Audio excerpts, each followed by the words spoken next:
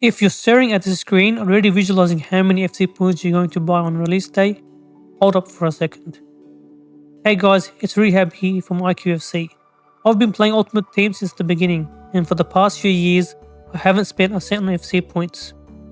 I'm not saying that to flex, but to let you know what I'm about to say comes from experience. And that is, it has never been easier to run a no money ITG than it was in FC25, and in FC26, it is only going to be easier. And here's why. There were two big reasons why running a ITG was so much easier in FC25. First, the new SBC storage pile.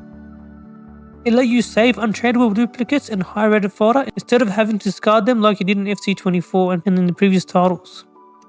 That meant you almost always had what you needed for key SBCs, which, as any RTG player knows, are crucial for upgrading your squad. The other absolute game changer for RTGs in FC25 was evolutions. Evos are easily one of the best features EA has added in years. The ability to upgrade a basic player to one with stats like a player worth over 100k gave RTGs a huge boost.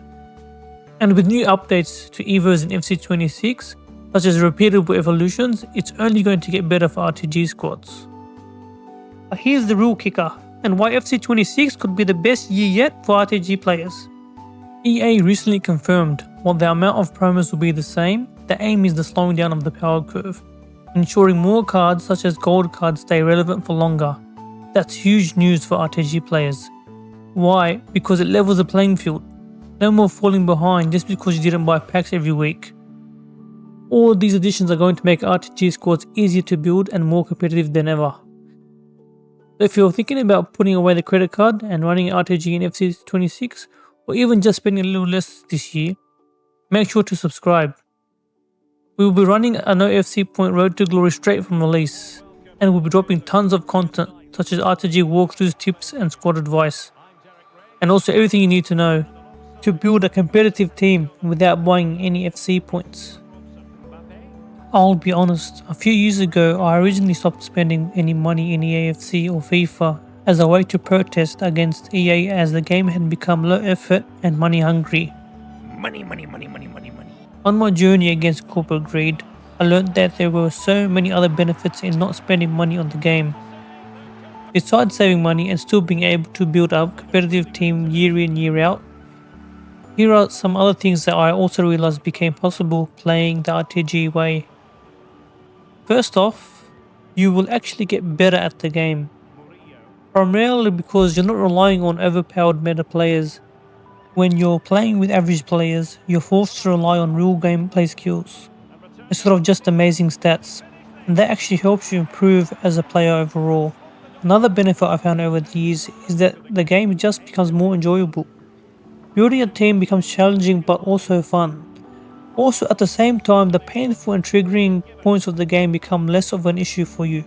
I think a lot of the frustration with this game stems from how much people financially invest in it. When someone spends real money on FC points and opens packs only to get nothing worthwhile, it naturally builds resentment. It feels like the game punishes you for spending. Even worse, if you manage to grind or pay your way to a full endgame squad, and then the servers are laggy or your top tier players feel sluggish and unresponsive, it just adds fuel to the fire. You've invested money and time and the game still lets you down. On the flip side, if you take the route of not spending money and just build your team slowly, the losses and bad pack luck don't sting as much, because you never expected anything in the first place. And when you do finally pack a top player, it feels 10 times more rewarding, simply because it's rare and hard earned. You stress less over the negatives and just enjoy the game more. So if you're planning on playing without spending money on FC points this year, leave a comment and say hello.